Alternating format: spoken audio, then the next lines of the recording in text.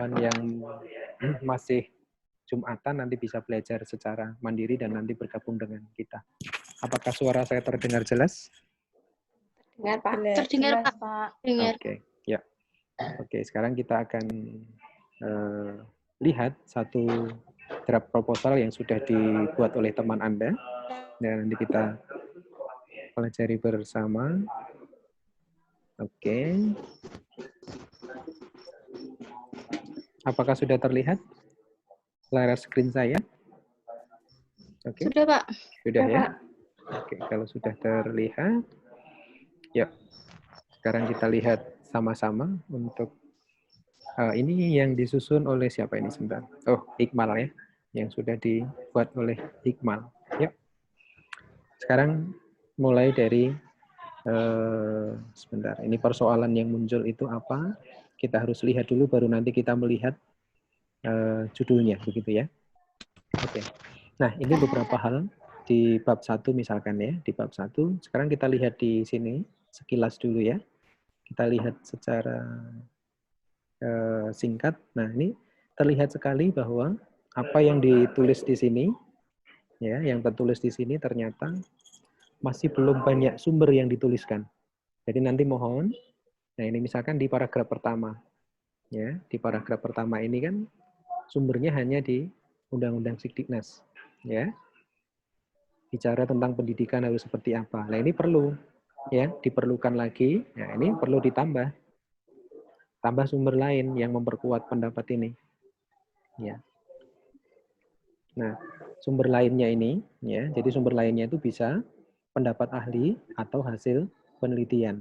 Sehingga nanti pada paragraf pertama ini akan banyak sumber. Ini sumber utamanya sudah ada. Bagaimana pendidikan diselenggarakan. Tapi di sini belum nampak bagaimana kebijakan itu kemudian diimplementasikan. Nah, menurut ahli bagaimana, menurut data penelitian bagaimana, ini belum nampak. Nah, sehingga perlu ditambah lagi sumber lain, sehingga nanti harapannya apa yang tertulis ini betul-betul bisa dipahami dan itu menjadi sesuatu yang penting gitu. Karena ini kan harapannya. Ini harapan. Ini harapan yang harus dicapai begitu. Sehingga harapannya itu tidak hanya dalam bentuk kebijakan, tetapi juga dari pendapat ahli maupun hasil penelitian. Oke, terus. Nah, ini.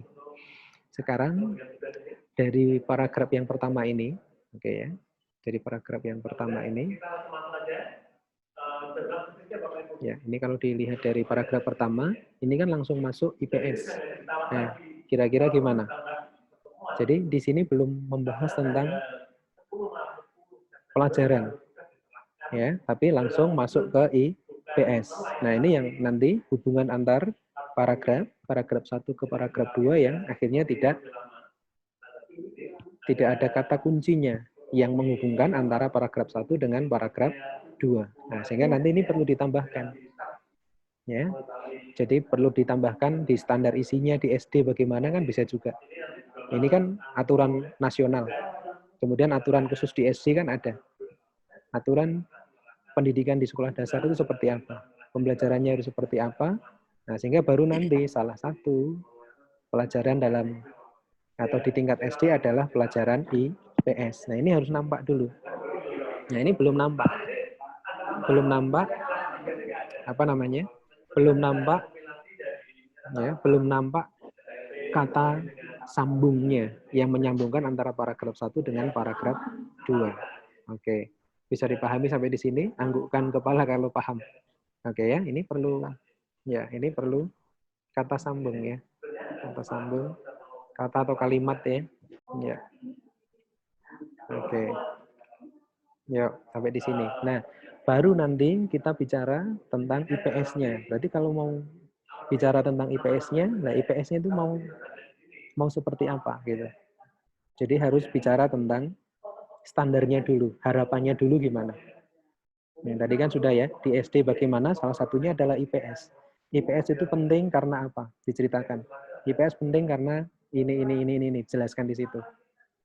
Kalau bisa, tidak hanya di standar isi IPS, tetapi juga dari hasil penelitian. Bahwa IPS itu memang perlu. Ya. Diperlukan di sekolah dasar karena apa? Nah, ini didukung dengan data-data. Ini perlu sumber ini. Perlu sumber yang kuat. Nah, itu. Betul. Jadi perlu sumber yang kuat, sehingga nanti harapannya di IPS itu mau seperti apa. Oke, sampai di sini bisa dipahami. Nah, itu nanti Anda bisa pakai sumber, standar isi, standar proses, hasil penelitian, sehingga nanti akan mendukung apa yang menjadi pendapat kita bahwa IPS itu penting begitu. Oke, setelah itu baru ngobrol. Nah, padahal IPS itu penting, tetapi real pembelajaran di sekolah seperti apa? Atau sebelum masuk ke situ ya, sebelum masuk ke realnya bisa ditambahkan tentang pembelajaran IPS itu harus seperti apa. Jadi ini kan tadi pentingnya IPS. Pentingnya IPS, kompetensi apa yang akan didapat dari belajar IPS, terus berdasarkan kompetensi dan pentingnya itu kan maka pembelajaran IPS harus dilakukan seperti ini. Nah, ini perlu dijelaskan dulu. Ya, ini pelajaran IPS harus bagaimana? Ya, pelajaran IPS harus bagaimana? Nah, ini penting sekali. Harus bagaimana? Nah, dari sini nanti kita akan terlihat. Berarti harus ada syarat. Pembelajaran IPS itu harus seperti ini. Oke. Sampai di situ bisa dipahami? Oke, kalau bisa kita lanjutkan. Nah, setelah itu baru bicara tentang kenyataannya. Nah, ini baru kenyataannya gimana? Nah, ini. Baru bicara kenyataan. Tuntutannya harus tadi, bla bla bla banyak sekali. Pembelajarannya harus ini banyak sekali. Nah, terus kenyataannya gimana? Ya. Nah, ini ternyata pembelajarannya masih seperti ini. Ada ceramahnya, waktu menghafal dan sebagainya. Tapi tolong ini didukung dengan data. Tolong didukung dengan data, bukan asumsi kita. Benar enggak? Nah, ini perlu Anda dukung dengan hasil-hasil penelitian. Supaya bahwa apa yang kita ungkapkan ini bukan merupakan persepsi kita, tetapi merupakan masalah umum yang sudah dikaji dari beberapa penelitian begitu. Sehingga betul-betul ini asumsi atau pendapat kita itu betul-betul menjadi masalah begitu. Bukan hanya karena kita melihat beberapa atau melihat satu kelas kemudian kita bisa menyimpulkan bahwa pembelajaran IPS begini, jangan. Tapi lebih kepada benar enggak toh pembelajarannya seperti ini begitu. Ya, materi metode ceramah membuat siswa semakin tidak bersemangat, merasa bosan dan sebagainya. Ini datanya dari mana? Kita enggak punya data ini. Tapi kalau ada hasil penelitian, datanya ada, dan itu sudah dipublikasikan, kita akan enak ngomongnya. Seperti ini. Nah, terus nanti hati-hati juga dalam pembuatan kalimat. Tidak heran, nah itu kan bukan kalimat yang baik jika digunakan dalam sebuah tulisan yang sifatnya ilmiah. Nah, ini nanti perlu dicek kembali. Nah, nanti baru dari sini, kira-kira kalau kondisi ini terus-menerus terjadi, apa yang akan terjadi bagi siswa? Ya, ini. Nah, ini tahu-tahu ceramah dan sebagainya seperti ini, kemudian malah dan akhirnya oke. Nah, salah satunya ini mempertajam kemampuan kritis. Nah, ini perlu dijelaskan secara detail. Kalau pembelajaran di lapangan tadi, pembelajaran IPS-nya di lapangan seperti yang dijelaskan di atas tadi, kira-kira dampaknya apa? Dampaknya apa? Dan betul enggak bahwa di IPS itu juga ini ya, dan betul tidak bahwa IPS di sekolah dasar itu juga dalam rangka untuk meningkatkan kemampuan berpikir kritisnya. Nah, siapa tahu tidak. Nah, itu perlu dicek lagi di atas tadi. Di atas dicek lagi betul tidak bahwa IPS juga memberikan bekal kesempatan pada peserta didik untuk bisa berpikir kritis. Nah, itu nanti perlu dilihat yang di atas tadi tentang harapan-harapan tadi. Nah, setelah itu baru diidentifikasi kalau pembelajarannya seperti tadi benar enggak berimplikasi kepada ini. Ya. Oke. Nah, nanti baru diidentifikasi kalau betul memang mengarah kepada kemampuan berpikir kritisnya rendah, maka untuk bisa mencapai kepada kemampuan berpikir yang baik, nah diperlukan pembelajaran yang seperti apa? Ini baru mengarah ke solusi kan? Mengarah ke solusi. Jadi ceritakan di sini, ya. Ceritakan di sini, ya. Tambahkan di sini. Kira-kira kalau nanti yang bermasalah adalah kemampuan berpikir kritis terkait dengan IPS, nah kira-kira pembelajaran yang dibutuhkan seperti apa? Nah, ini baru kita menyodorkan solusi. Nah, ini nanti butuh apa gitu kan?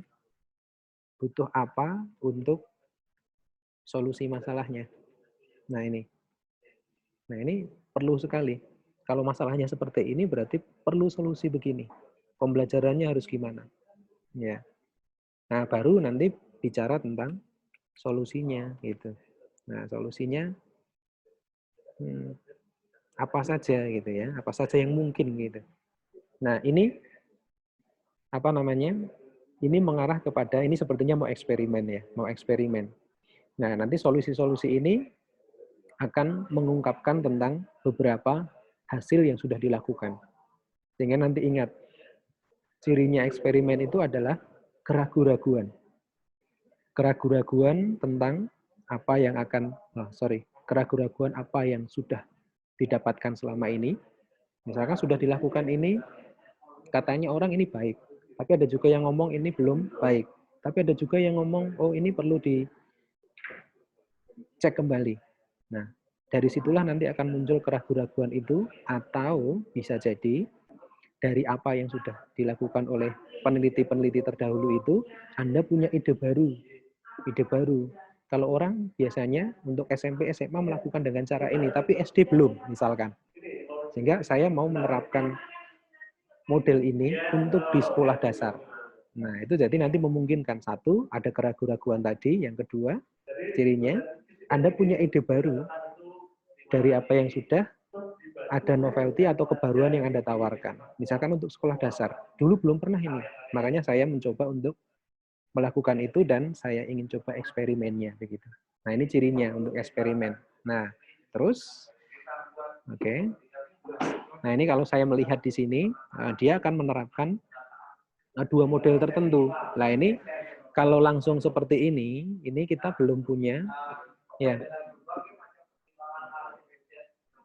Ya, belum punya alasan yang cukup kuat kenapa kita ujuk-ujuk kalau bahasa Jawanya ya, ujuk-ujuk kok yang dipilih dua ini. Belum ada analisis kebutuhan tadi yang ini. Ya, ini perlu dilakukan dulu analisis kebutuhan. Ya, analisis kebutuhan ini perlu dilakukan dulu supaya apa yang kita tawarkan dua ini menjadi sesuatu yang betul-betul layak untuk dilakukan. Nah, ini saya melihat masih belum analisis yang cukup mendalam terkait dengan kebutuhan. Terkait dengan kebutuhan apa yang dibutuhkan untuk mengatasi masalah yang ada di atas. Nah, sehingga saran saya, nanti pada saat Anda menawarkan atau ingin melakukan atau menerapkan model tertentu, dukung dulu dengan penelitian yang terdahulu. Apa yang mereka sudah lakukan, hasilnya apa, keraguan-raguan apa yang Anda dapatkan, sehingga Anda menawarkan dua model itu. Gitu. Oke, bisa dipahami tentang ini? Bisa? Oke, kalau sudah, baru nanti Anda betul-betul menganalisis apakah dua model yang Anda akan tawarkan itu bisa berkontribusi terhadap kemampuan berpikir kritisnya. Jadi misalkan kayak TPS, Think, Pair, and Share. Apakah betul ini bisa membuat siswa kritis? Nah, Anda harus melihat aspek-aspek berpikir kritis. Ada aspek apa saja? Kira-kira kalau pembelajarannya dengan TPS, Think, berpikir gitu ya, berpasangan kemudian share, apakah mampu mendorong mereka untuk meningkatkan kemampuan berpikir kritisnya? Nah, kalau tidak ada hubungan, ya, tidak ada hubungan secara teoritis, dari model yang akan kita terapkan dan variabel yang ingin kita perbaiki, maka secara teoritis sudah tidak bisa dilanjutkan lagi. Tapi kalau secara teoritis Anda bisa menjelaskan antara model itu dengan variabel Y-nya yang akan ditingkatkan, maka itu layak dilakukan. Nah, ini yang harus hati-hati. Kemudian yang kedua, misalkan ini to stay ya, TSTS ya, itu juga sama, dianalisis dulu. Apakah model ini bisa berkontribusi terhadap kemampuan berpikir kritisnya. Ya. Oke, sampai di sini bisa dipahami?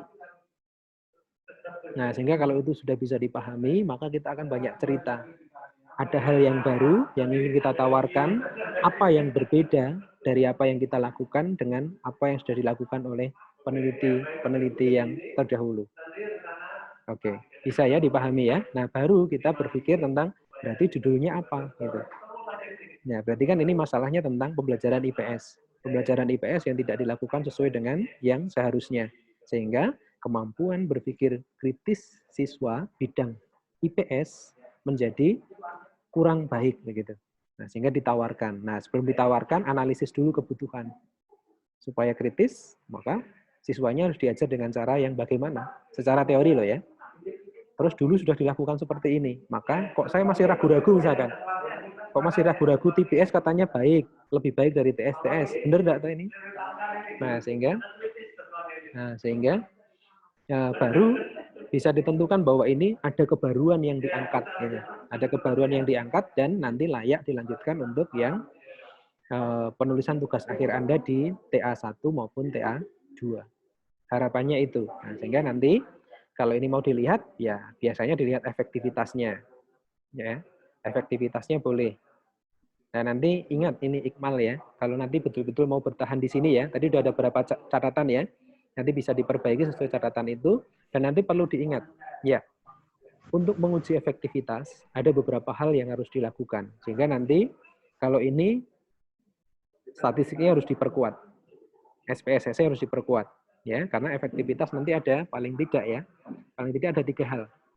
Ya, ada 3 hal yang harus dilakukan. Oke. 1, uji proporsi. Uji proporsinya dari 2 kelas itu. Uji proporsinya. Yang kedua, uji ketuntasan. Ya, uji ketuntasan. Terus yang terakhir adalah uji banding. Jadi paling tidak untuk efektivitas ada 3 hal yang harus dilakukan. Uji proporsi, uji ketuntasan, dan uji banding. Nah, berarti ini Iqmal harus belajar itu. Statistiknya harus jago. SPSS juga harus jago. Jangan hanya ngolah data, tapi harus bisa menganalisisnya. Membaca data yang keluar itu sehingga bisa menjelaskan lebih mendalam tentang hasil itu, sehingga nanti tidak terjadi kesalahan tentang pengujian hipotesisnya. Begitu ya Iqmal ya. Nah, tapi perlu tadi PR-nya banyak tadi. Perlu cek lagi tentang Nanti masalahnya itu ya.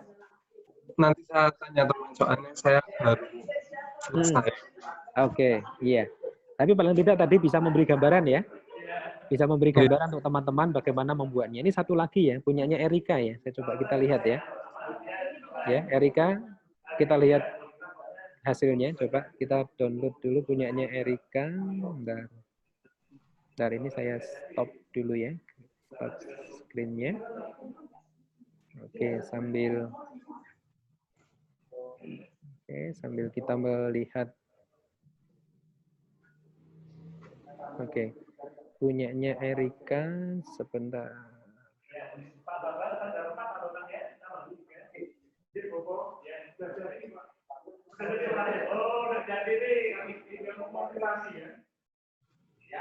Iya.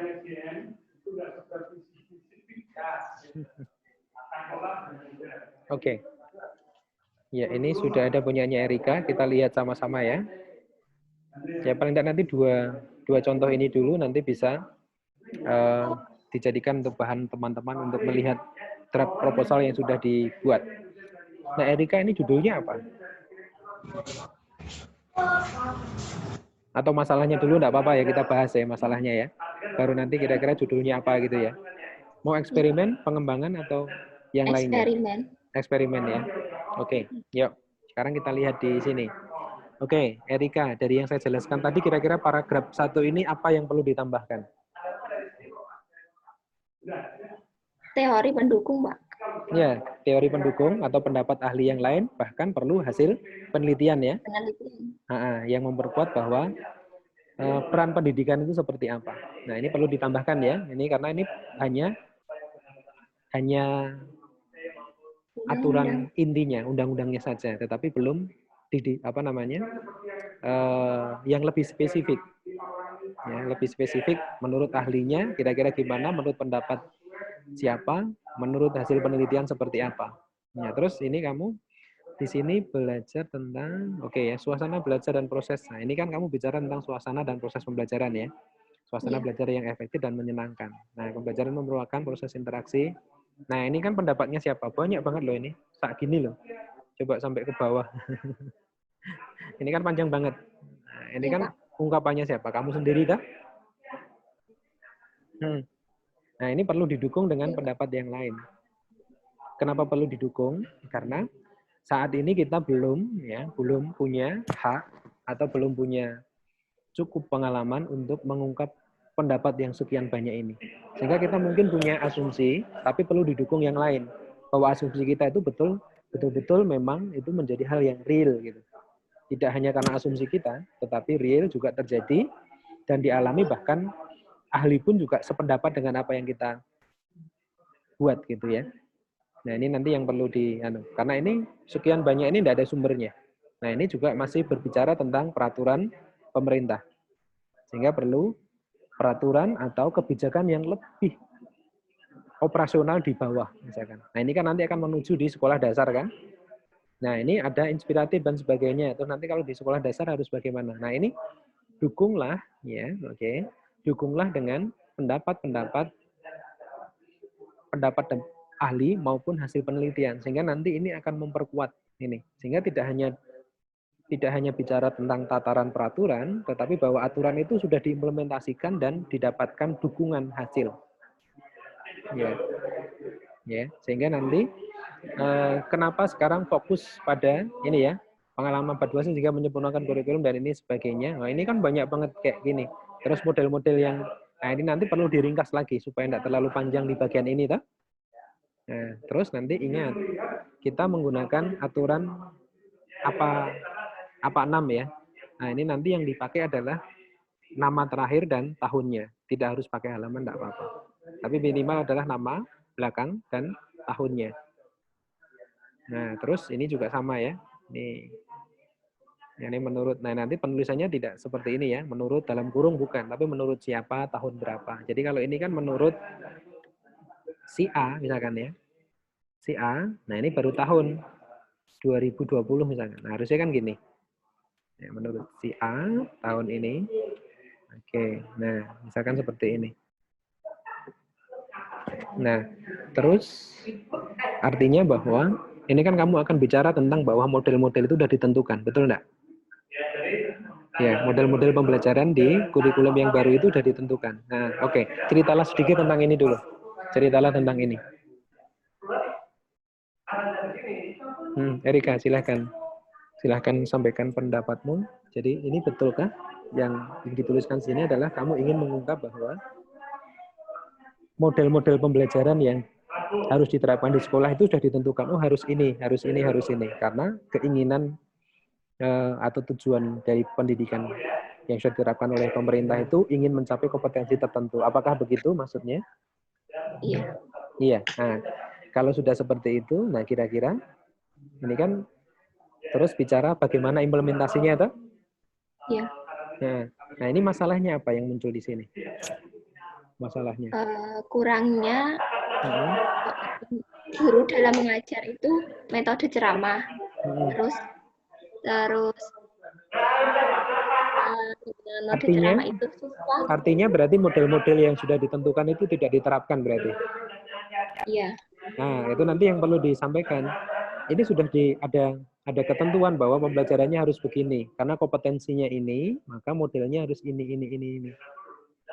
Dan sudah dilakukan penelitian oleh ini juga memberikan dampak yang bagus terhadap kompetensi itu. Tetapi kenyataannya gimana? Apakah memberikan kontribusi terhadap itu? Apakah model itu diterapkan? Atau diterapkan tetapi tidak sesuai dengan sintaknya misalkan. Kan bisa jadi, toh? Iya. Tapi sebenarnya dia ngomong, oh ini PBL. Tapi PBL-nya belum sesuai dengan PBL yang seharusnya. Bisa jadi kan? Bisa jadi. Nah, bisa jadi. Nah, itu nanti perlu diidentifikasi lebih kritis ke sana. Sehingga nanti persoalannya, nanti jangan sampai kita hanya bicara, oh pembelajarannya hanya ceramah.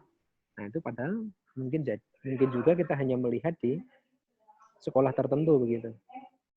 Nah, sehingga perlu dicek betul, apakah betul di tempat lain juga mengalami hal yang sama.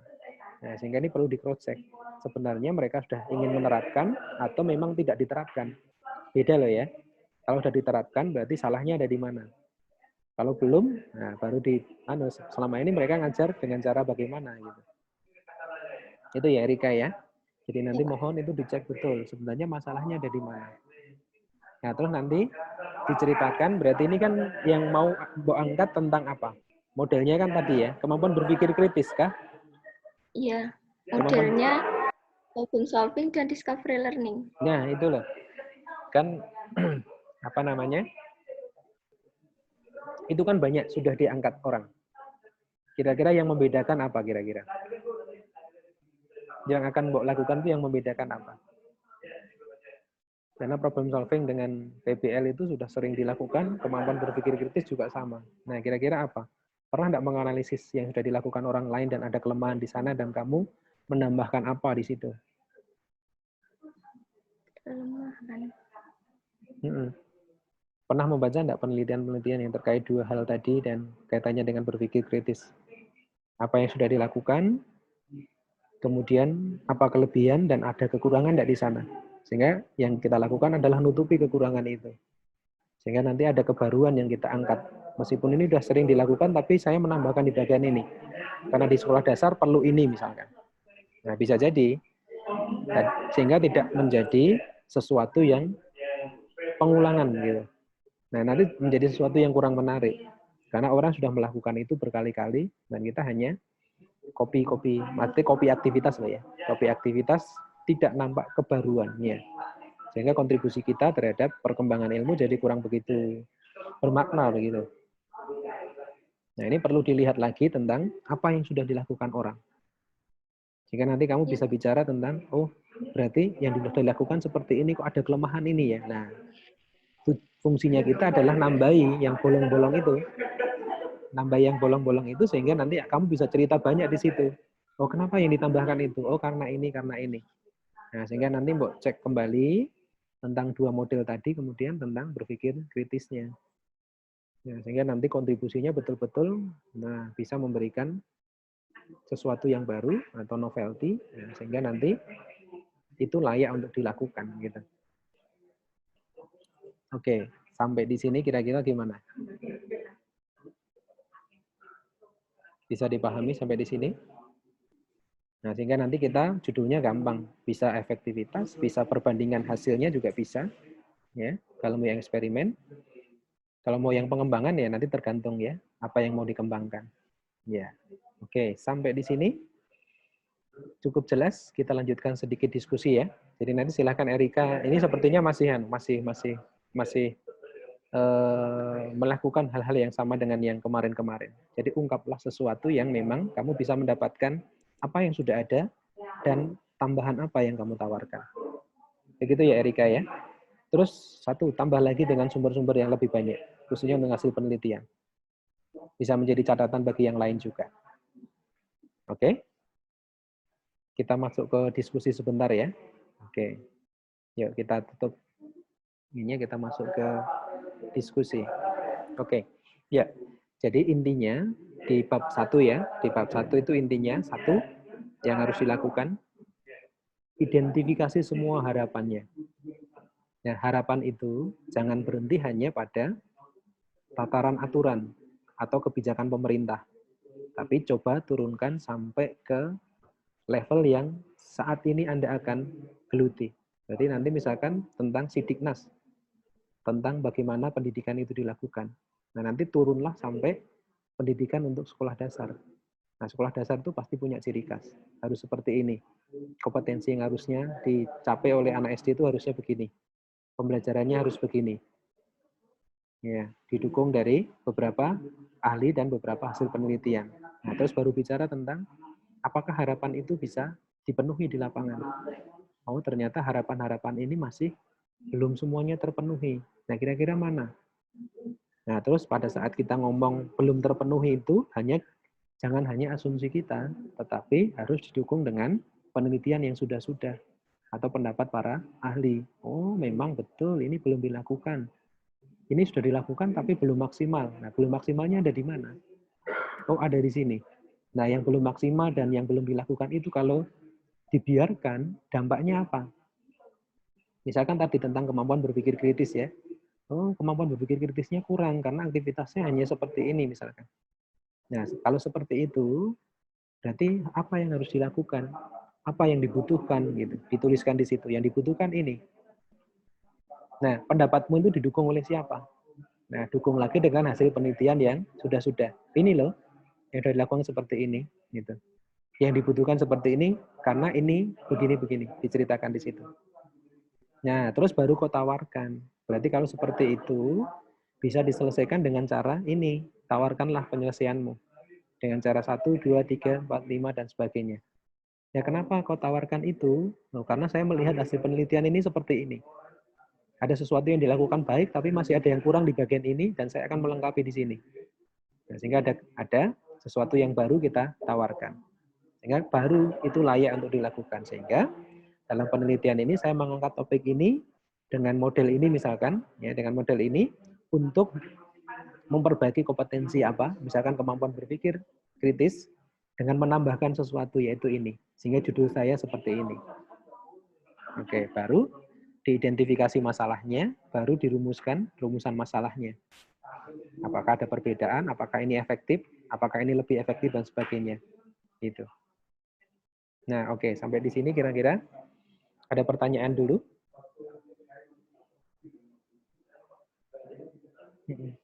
Saya melihat kalimatnya masih belum didukung dengan sumber yang cukup kuat. Gitu. Oke, ada pertanyaan? Silahkan, Risma, mungkin.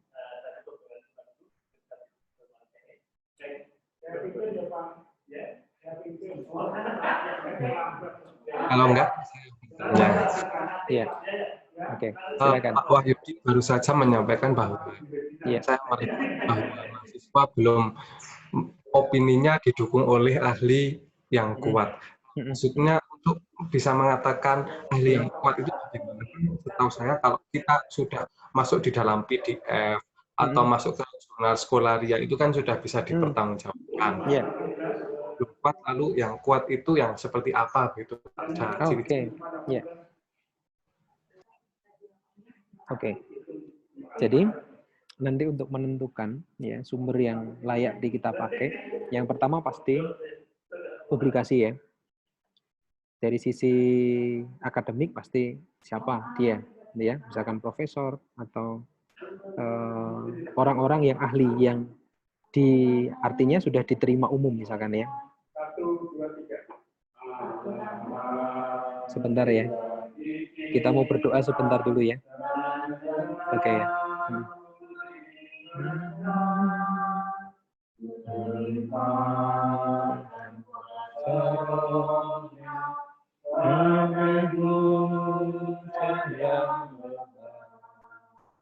Dengan Roh Kudus ya Tuhan,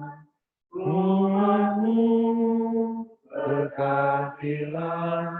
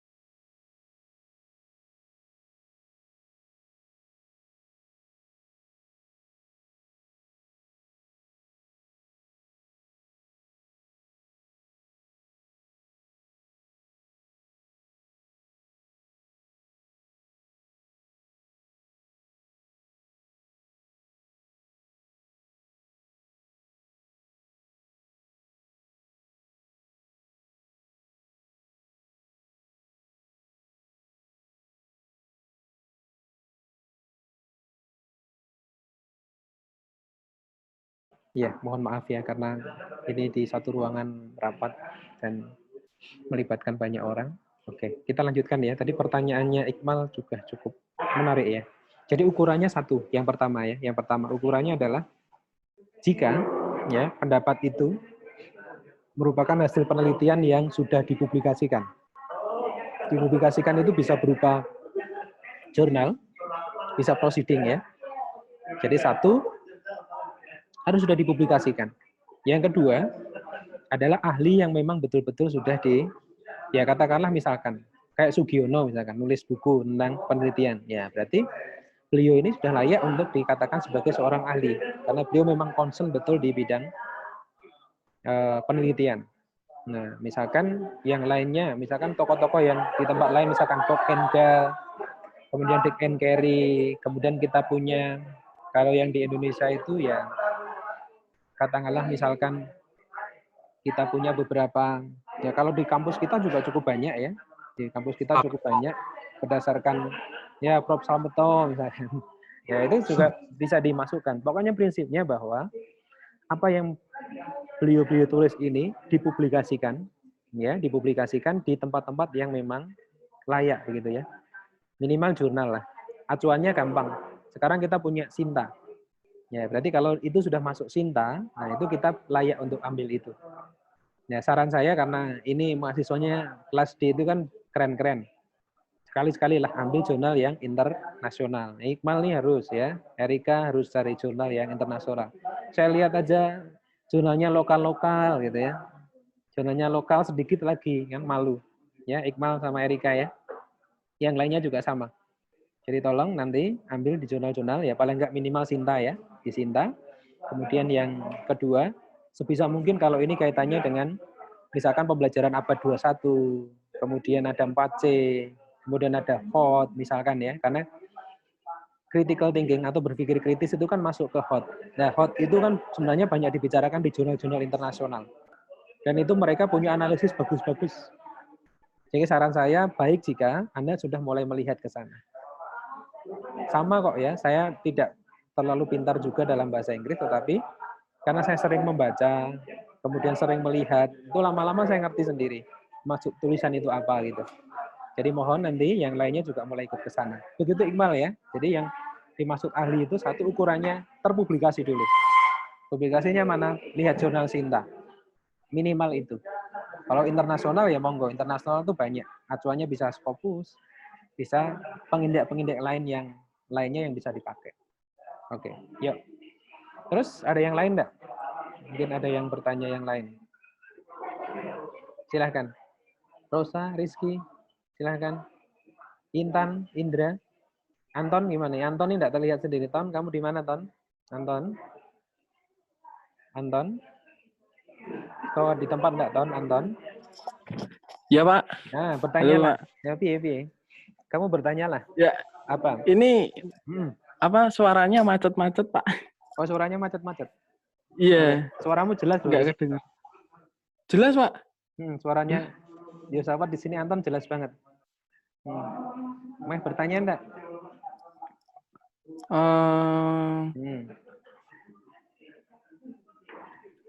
Mungkin bab 2 mungkin, Pak. Bab 2. Bab 1 sik we. Bab 1 dulu. Ya. Lah ya, bab 1-nya saya nganu sih. Belum ada pertanyaan mungkin. Oh, belum ada pertanyaan. Ya, sudah. Indra Muri. Kira-kira gimana yang dijelaskan tadi untuk bab 1-nya kira-kira memberi gambaran enggak? Indra? Memberi, Pak. Berarti nanti kalau semuanya sudah cukup memahami berdasarkan masukan-masukan dari dua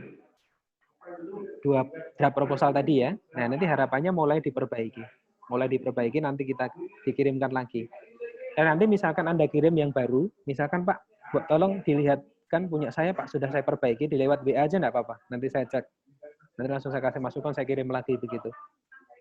Ya, supaya nanti betul-betul produk Anda maksimal, dan saya berharap produk PIP ini nanti bisa betul-betul menjadi draft proposal untuk TA1. Sehingga nanti TA1 kalian tidak harus bikin baru lagi gitu. Eman-eman kan? Ini berapa SKS kita belajar sudah cukup lama. Nanti saya kasih beberapa contoh juga. Tapi kita mencoba berjuang dulu. berjuang dulu, kita mencoba untuk menuangkan apa yang menjadi ide kita. Nah, baru nanti akan saya siapkan beberapa contoh. Yang eksperimen gimana, yang R&D gimana, gitu. Supaya nanti menjadi referensi. Tapi sekarang mencoba untuk belajar brainstorming sendiri dulu. Brainstorming sendiri, kira-kira menulis. Saya lihat tulisannya udah bagus-bagus kok. Tinggal menambahkan sumber. Supaya pendapat kita itu nanti tidak dianggap sebagai asumsi pribadi, tetapi pendapat yang memang itu menjadi pemikiran banyak orang gitu. Ya, itu ya prinsipnya supaya nanti kita terbiasa nulis nanti. Ini kalau dari sisi tulisannya sudah cukup. Nah, tinggal nanti kalimatnya dipercantik, jangan panjang-panjang. Ya, SPO-nya ya SPO itu namanya udah bagus, singkat dan tolong hubungan antar paragraf itu tolong ada clue-nya. Misalkan berhenti di pembelajaran IPS di SD harus begini. Nah, baru bicara pembelajaran IPS, ya ini gitu. Seperti punya Iqmal tadi ya, sehingga tidak ada ruang yang kosong gitu. Jadi tidak gitu. Tapi ngalir terus. Ya, pembelajaran di SD salah satunya adalah pembelajaran IPS titik misalkan. Paragraf berikutnya baru bicara pembelajaran IPS di SD dilakukan seperti ini. Ya. Bagaimana pembelajarannya, interaksi guru dengan siswa seperti ini. Nah, jadi kan enak nanti nyambung dari paragraf yang satu ke paragraf yang berikutnya itu enak banget ngalir. Jadi ada kontribusinya paragraf sebelumnya dengan paragraf di bawahnya. Bisa ya? Saya yakin ini semua bisa melakukan itu dengan baik. Oke? Kira-kira gimana? Cukup dulu hari ini?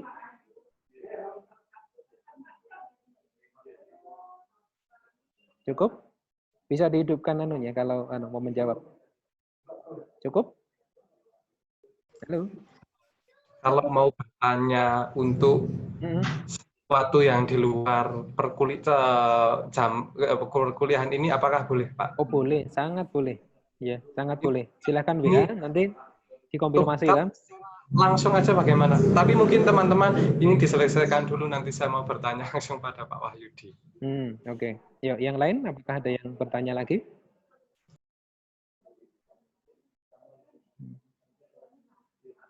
Jadi kalau misalkan Anda ada kesulitan, kemudian Anda pas membuat misalkan ya, membuat revisi, kemudian Pak kok bingung, konfirmasi aja. Kalau di grup malu ya, di WA aja nggak apa-apa, tapi dituliskan ya. Pak, saya mahasiswa mata kuliah BIP namanya ini, begitu ya, supaya nanti saya lebih mudah untuk mengidentifikasi. Sehingga nanti saya akan cepat memberikan respon di situ. Ya kadang-kadang kan nggak jelas ini siapa, nggak ada namanya juga kan saya nggak menyimpan semuanya. Sehingga tahu-tahu, Pak ini loh, ini siapa gitu ya. Gitu. Jadi nanti mohon, itu nanti bisa bertanya di luar jam kuliah kita. Bisa di grup, bisa mau chatting langsung, nggak masalah. Rizky mau tanya kah? Rifki? Halo, Rifki gimana sudah? Siapa ini? Oh iya, siapa ini? Siapa? Risma. Oh Risma. Risma, ya. Pak. Oke, Risma gimana? Silahkan Risma. Masih berkaitan sama dengan teori pendukung itu kan kalau misal kan eksperimen itu kan 2 model, Pak. Kalau misal 2 model, terus kita dapat teori pendukung penelitian, itu hanya satu model yang berkaitan dengan penelitian saya, misalnya itu bisa kan, Pak? Atau harus 2 model sama? 2 model sama, oke. Ya, jadi nanti untuk eksperimen sebenarnya tidak dibatasi 2 model atau berapa ya. Sebenarnya kan namanya mengeksperimen itu kan monggo lah bebas, bisa 2, 3, 4 enggak masalah. Tapi untuk S1 memang kita mencoba untuk ya membandingkan 2 dampak dari 2 model yang diharapkan. Nah, terus nanti misalkan ya ini terkait kemarin definisi dari masing-masing variabel itu kan mulai apa, mengapa dan bagaimana ya kan? Ya kalau nanti Anda mencari dukungan teori tentang itu, tidak harus judulnya mesti dua-duanya itu misalkan A dan B. Nah, nanti kita harus mencari A dan B. Wah, nanti kesulitan juga. Tapi kalau mendukung terkait dengan definisi itu kan tidak masalah. Tidak dibatasi harus dua-duanya muncul barengan. Tidak harus. Tapi bisa muncul sendiri-sendiri, bagus kalau muncul bareng-bareng. Tapi paling tidak bisa mendukung pada saat kita membuat definisi. Ya, mendukung pada saat kita membutuhkan sintaknya dia. Nah, supaya nanti dari sekian sekian pendapat itu kita bisa mengidentifikasi kira-kira sintak yang kita mau pakai yang mana, atau mau dikombinasikan sehingga memunculkan satu tahapan yang tidak jauh berbeda tetapi mungkin ada tambahan atau ada yang dihilangkan karena ini kaitannya untuk sekolah dasar atau anak-anak SD. Ada bagian yang mungkin perlu diperkuat lagi, dijelaskan menjadi lebih detail, bisa juga. Jadi itu Mbak Risma, jadi tidak harus muncul dua-duanya pada satu judul publikasi, tetapi bisa sendiri-sendiri, tetapi prinsipnya tadi mendukung pas bidang kaitannya dengan definisi, ya mendukung definisinya. Pas implementasi kaitannya dengan prosedur maupun sintak, ya masuk ke situ gitu. Oke. Ya Pak, terima kasih. Terus nanti tolong ya, minimal satu masing-masing model itu didukung paling tidak 4 sampai 5. Oke Pak Kris, mari. Ya, minimal paling tidak 4 atau 5 yang mendukung sehingga kita semakin kuat bicara tentang model itu. Karena nanti pada saat kita mau mengungkap, kalau sumbernya hanya 1 atau 2 itu kan jadi sangat sempit dan dangkal lah ya. Jadi nanti kalau Anda membaca 4 sumber atau 5 sumber itu nanti akan semakin memperjelas dan Anda bisa memilih kira-kira kalimat yang mana, definisi yang mana yang saya akan ambil gitu. Akan memudahkan Anda cerita lebih panjang gitu. Gitu. Dan usahakan cari di jurnal-jurnal. Banyak sekali sekarang jurnal-jurnal yang bagus itu banyak. Gitu ya. Rifki gimana Rifki? Ada pertanyaan kah? Farhan, Farhan? Wah, di rumah ini langsung digundul semua ini ya.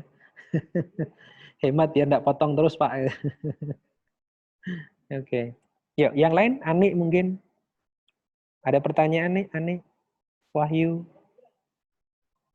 Ini Ani itu wajahnya bingung nih, antara mudeng enggak ini ya. Enggak apa-apa, Mbak Ani silahkan. Kalau masih ada yang belum jelas bisa ditanyakan. Terus ini mulai kerja tim, ya, kerja tim, diskusi dengan teman-teman yang lain, yang eksperimen, ngobrol dong bareng dengan eksperimen, bikin grup-grup kecil gitu loh. Ya, dibikin grup-grup kecil supaya nanti banyak cerita. Sehingga nanti yang eksperimen tuh kira-kira ada hambatan di mana ya, nanti bisa saling bantu. R&D-nya juga sama, buat grup-grup kecil gitu untuk diskusi. Sehingga semakin memperluas dan memperkaya wawasan Anda gitu. Oke, cukup hari ini? Cukup? Oke? Cukup ya? Oke? Oke, ya nanti kalau masih mau bertanya, silahkan bisa lewat grup maupun di Japri boleh. Ini kupluk hijau ini siapa ini? Andri Pak, baru masuk Pak. Alah Andri. Sinyalnya jelek Pak. Wes meh rampung kok ya baru masuk Andri. Sinyalnya dari Pak. Ya enggak apa-apa Andri ya, nanti ini rekamannya tak kirim ya, tak kirim ke grup, ya. Nanti bisa dianu sendiri, ya, Pak. Sendiri dan boleh Pak. Ya, bisa disesuaikan dengan catatan-catatan yang tadi. Tadi ada 2 contoh kok. Ada 2 contoh yang nanti rekaman ini saya kirim bisa dipelajari sendiri di rumah. Gitu ya? Iya, Pak. Oke, mau bertanya, Pak. Ya. Tapi di luar pembelajaran nggih, Pak. Oh, di luar pembelajaran. Oke, ya. Jadi begini, Pak. Ya curhat wae tadi. Mungkin masa pandemi kan kita nggak tahu sampai kapan, gitu, Pak. Yap. Nah, saya nggak butuh, kira-kira masuk kampus itu kapan sih? Saya belum butuh itu. Yang saya butuhkan itu untuk sampai, kan besok kita libur 2 minggu semester ini. Selanjutnya magang 3 kan kita 3 bulan. Lalu libur lagi 2 minggu, berarti kita 4 bulan, Pak. Nah, saya mau bertanya Pak, untuk magang, khusus magang 3 saja, masih dirumahkan atau enggak ya Pak? Kalau memang masih dirumahkan, saya mau cabut kos Pak, lumayan uangnya bisa buat bayar kuliah. Oke, Mas, jadi beberapa waktu yang lalu Prof. sudah mendiskusikan itu. Jadi magang 3 tetap akan dilaksanakan, tapi sepertinya akan dilakukan secara daring. Dan nanti akan diarahkan ke tempat tinggal masing-masing sepertinya. Sorry, mungkin masih di Salatiga tapi online ya. Bisa dilakukan, tidak harus di Salatiga. Sehingga kemungkinan, nah itu menjadi pertimbangan juga bisa, tapi nanti nunggu Mas ya, deal-nya. Tapi sudah sempat dibahas. Bahwa akan dilakukan dalam pembelajaran daring juga. Sehingga tidak harus di Salatiga. Iya, betul. Tidak harus di Salatiga. Betul. Di rumah. Nah, silahkan, bisa diatur itu. Tapi nanti pengumuman resminya nunggu dari Prodi ya. Nanti dari Prodi akan ada pemberitahuan terkait dengan magang 3. Tapi nanti yang pasti tetap dilakukan dalam bentuk daring, Mas. Oke, Kita akan diajarkan membuat RPP daring seperti apa, bagaimana implementasinya di sekolah, kemudian kewajiban-kewajibannya pada saat magang 3 itu harus seperti apa, nanti dibuatkan aturan mainnya. Ada tim yang sudah membuat itu, ditunggu mungkin sebelum akhir trimester 3 ini sepertinya sudah oke dan dikonfirmasi ke. Ya saran saya kalau memang ya mungkin di rumah akan lebih baik ya. Ya minimal lah makannya terjamin, imunitasnya jadi lebih terjamin juga ya. Begitu, Iqmal? Ada yang lain kah? Ya, terima kasih Pak. Oke, ya. Oke, kalau begitu oke ya semua ya. Selamat siang. Untuk videonya boleh di-share ya Pak? Apanya? Untuk video rekaman ini bisa, karena bisa. Nanti saya akan share hasilnya supaya nanti bisa dipelajari sendiri-sendiri. Tapi saya butuh waktu untuk nanti tak linkkan supaya nanti kalau ini gede banget. Saya share di YouTube aja, nanti ambil linknya aja belajar sendiri. Gitu ya? Oke, selamat siang. Tetap jaga kesehatan, tapi tetap produktif loh ya. Jaga kesehatan, tidur terus, enggak mengapa-ngapain juga enggak bagus. Jadi tetap produktif di masa pandemi ini. Oke, selamat siang, Tuhan memberkati kita semua.